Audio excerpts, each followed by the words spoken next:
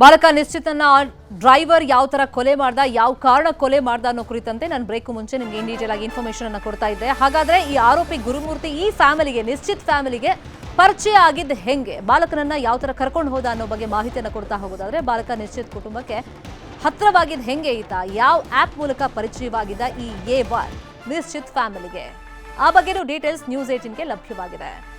Killer driver ಪರಿಚಯ ಆಗಿದ್ದು ಹೆಂಗೆ ಹಾಗಾದ್ರೆ ಈ ಫ್ಯಾಮಿಲಿಗೆ, ಡ್ರೈವ್ ಯು ಅಂತ ಆ್ಯಪ್ ಏನಿದೆ, ಆ ಆ್ಯಪ್ನಿಂದ ಕಾರ್ ಬುಕ್ ಮಾಡ್ತಾರೆ ಬಾಲಕನ ತಾಯಿ. ಒಂದು ದಿವಸ ಡ್ರೈವ್ ಯು ಕ್ಯಾಬ್ ಚಾಲಕನಾಗಿ ಈ ಆರೋಪಿ ಗುರುಮೂರ್ತಿ ಬರ್ತಾನೆ. ಸೊ ಆ ಸಂದರ್ಭದಲ್ಲಿ ಏನಾಗುತ್ತೆ, ಡ್ರಾಪ್ ಮಾಡೋ ಸಂದರ್ಭದಲ್ಲಿ ನಾನು ವೀವರ್ಸ್ ಕಾಲೋನಿ ನಿವಾಸಿ ಅಂತ ಹೇಳಿ ಪರಿಚಯ ಮಾಡ್ಕೊಳ್ತಾನೆ. 8 ತಿಂಗಳ ಹಿಂದೆ ತಾಯಿಗೆ ಆರೋಪಿ ಗುರುಮೂರ್ತಿ ಪರಿಚಯ ಆಗ್ತಾನೆ.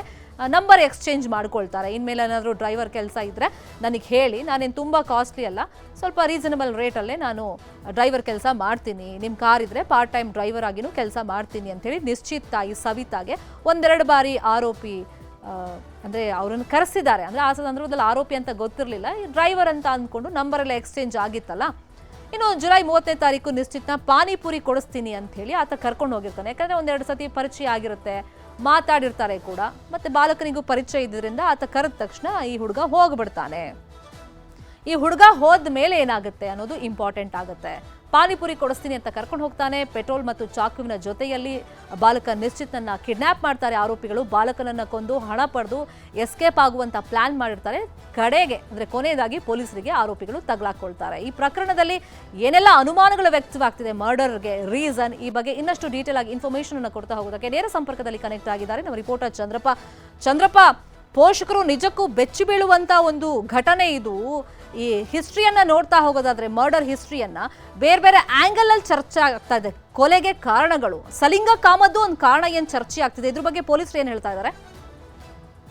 ಶರ್ಮಿತಾ, ನಿಶ್ಚಿತ್ ಬಾಲಕ ಏನಿದ್ದಾನೆ ಆತನ ಕೊಲೆ ಮತ್ತು ಕಿಡ್ನಾಪ್ ಸಂಬಂಧಪಟ್ಟಾಗೆ ಒಂದಷ್ಟು ಅನುಮಾನಗಳು ಕಾಡ್ತದೆ. ಯಾಕೆಂತ ಹೇಳಿದ್ರೆ, ಆತ ಬುಧವಾರ ಸಂಜೆ 7:30ರಿಂದ 7:45 ಬಾಲಕನನ್ನ ಕಿಡ್ನಾಪ್ ಮಾಡಿ ನೇರವಾಗಿ ಕರೆದುಕೊಂಡು ಹೋಗುವಂತದ್ದು ಬನ್ನೇರ್ಘಟ್ಟ ಬಳಿ ಇರ್ತಕ್ಕಂಥ ಒಂದು ನಿರ್ಜನ ಬೆಟ್ಟಕ್ಕೆ. ಸೊ ಅಲ್ಲಿ ಆತ ಕರ್ಕೊಂಡು ಹೋಗಿ ಪೊಲೀಸರ ಮಾಹಿತಿ ಪ್ರಕಾರ ಒಂದು ಅನೈಸರ್ಗಿಕವಾಗಿ ಲೈಂಗಿಕವಾಗಿ ಬಳಸ್ಕೊಳ್ಳಿಕ್ಕೆ ಪ್ರಯತ್ನ ಪಡ್ತಾನೆ. ಬಾಲಕ ಅದಕ್ಕೆ ವಿರೋಧ ವ್ಯಕ್ತಪಡಿಸ್ತಾನೆ. ಆಗ ಆತ ಆಕ್ರೋಶಗೊಂಡು ಆತನನ್ನ ಬರ್ಬರವಾಗಿ ಕೊಲೆ ಮಾಡ್ತಾನೆ. ಜೊತೆಗೆ ಮೊದಲೇ ಆತ ಪ್ಲಾನ್ ಮಾಡ್ಕೊಂಡು ಬಂದಿರ್ತಾನೆ, ಚಾಕು ಮತ್ತೆ ಪೆಟ್ರೋಲ್ ಬಾಟಲ್ ಜೊತೆ. ಸೊ ಏನು ಪೆಟ್ರೋಲ್ ತಗೊಂಡ್ ಬಂದಿರ್ತಾನೆ, ಆತನ ಬರ್ಬರವಾಗಿ ಕೊಲೆ ಮಾಡಿದ್ಮೇಲೆ ಪೆಟ್ರೋಲ್ ನ ಸುರಿದು ಬೆಂಕಿ ಹಚ್ತಾನೆ. ಅದಾದ ಬಳಿಕವೇ ಆತ ಪೋಷಕರನ್ನ ತನ್ನ ಸ್ನೇಹಿತ ಯಾರು A2 ಆರೋಪಿ ಇದ್ದಾನೆ, ಗೋಪಿಕೃಷ್ಣ ಅಲಿಯಾಸ್ ವೇಣುಗೋಪಾಲ, ಇವನ್ ಮೂಲಕ ಫೋನ್ ಮಾಡಿಸ್ತಾನೆ. ವಾಟ್ಸಪ್ ಕಾಲ್ ಮೂಲಕ, ನಾವು ನಿಮ್ಮ ಮಗನನ್ನ ಕಿಡ್ನಾಪ್ ಮಾಡಿದ್ದೇವೆ, ಆತನನ್ನ ಜೀವಂತವಾಗಿ ನಾವು ಬಿಡಬೇಕಾದ್ರೆ 5 ಲಕ್ಷ ಹಣ ಬೇಕಂತ ಡಿಮ್ಯಾಂಡ್ ಮಾಡ್ತಾರೆ. ಸೊ ಈ ಒಂದು ವಿಚಾರ ಸಂಬಂಧಪಟ್ಟಾಗೆ ಪೊಲೀಸರು ಒಂದಷ್ಟು ವಿಚಾರಗಳು, ಯಾಕೆ ಅಂತ ಹೇಳಿದ್ರೆ, ಕಿಡ್ನಾಪ್ ಮಾಡಿ ಹಣಕ್ಕಾಗಿ ಇವರು ಡಿಮ್ಯಾಂಡ್ ಮಾಡಿದ್ರೆ ಹಣ ಕೊಡ್ಲಿಕ್ಕೆ ರೆಡಿ ಇದ್ರು, ಹಾಗಾದ್ರೆ ಯಾಕೆ ಬಂದ್ರು ಇಲ್ಲಿ ಕಾಡುವಂತ ಪ್ರಶ್ನೆ. ಯಾಕೆ ಅಂತ ಹೇಳಿದ್ರೆ, ಈ ಏನು ಪ್ರಮುಖ ಆರೋಪಿ ಇದ್ದಾನೆ ಗುರುಮೂರ್ತಿ, ಈತನ ವಿರುದ್ಧ ಕುಣನಕುಂಟೆ ಪೊಲೀಸ್ ಠಾಣೆಯಲ್ಲೂ ಕೂಡ ಒಂದು ಪೋಕ್ಸೋ ಕೇಸ್ ದಾಖಲಾಗಿದೆ. ಆ ಪ್ರಕರಣದಲ್ಲಿ ಅಪ್ರಾಪ್ತ ಬಾಲಕಿ ಮೇಲೆ ಅತ್ಯಾಚಾರ ಮಾಡ್ಲಿಕ್ಕೆ ಪ್ರಯತ್ನ ಪಟ್ಟು ಜೈಲಿಗೆ ಹೋಗಿರ್ತಾರೆ. ಸೊ ಈತನ ಹಿನ್ನೆಲೆ ನೋಡಿದಾಗ ಎಲ್ಲೊಂದ್ ಕಡೆ ಪೊಲೀಸರಿಗೆ ಅನುಮಾನ ಕಾಡುವಂತದ್ದು. ಬಾಲಕನ ಜೊತೆ ಆತ ಬೇರೆ ರೀತಿಯಲ್ಲಿ ಬಿಹೇವ್ ಮಾಡಿ ತನ್ನ ಕಾಮತೃಷಿಯನ್ನ ತೀರ್ಸ್ಕೊಳ್ಲಿಕ್ಕೆ ಪ್ರಯತ್ನ ಪಟ್ಟಾಗ ಆತ ಒಪ್ಪದೇ ಇದ್ದಾಗ ಮೊದಲು ಮರ್ಡರ್ ಮಾಡ್ತಾನೆ. ಅದಾದ್ಮೇಲೆ ಈಗ ಬಾಲಕ ಮರ್ಡರ್ ಆಗ್ತಾನೆ. ಜೊತೆಗೆ ಹಣವನ್ನ ತೆಗೆದುಕೊಂಡು, ಬಾಲಕನ ಹೆಸರಲ್ಲಿ ಹಣವನ್ನ ತೆಗೆದುಕೊಂಡು ಎಸ್ಕೇಪ್ ಆಗುವಂತ ಒಂದು ಪ್ಲಾನ್ ಇವ್ರದ್ದಾಗಿರುತ್ತೆ. ಆದ್ರೆ ಅನಿವಾರ್ಯವಾಗಿ ಆತ ಪೊಲೀಸರ ಹಾಕಿದ್ದಾಗಿ ಬೀಳ್ತಾನೆ. ಪೊಲೀಸರು ಕೂಡ ಅವರಿಗೆ ಗುಂಡನ್ನು ಹೊಡೆದು ಇಬ್ಬರು ಆರೋಪಿಗಳು ಯಾರಿದ್ದಾರೆ, ಗುರುಮೂರ್ತಿ A1 ಆರೋಪಿ ಜೊತೆಗೆ A2 ಗೋಪಿಕೃಷ್ಣ, ಇವರನ್ನ ಬಂಧಿಸಿ ಈಗಾಗಲೇ ಪೊಲೀಸರು ವಿಚಾರಣೆ ನಡೆಸ್ತಾ ಇದ್ದಾರೆ.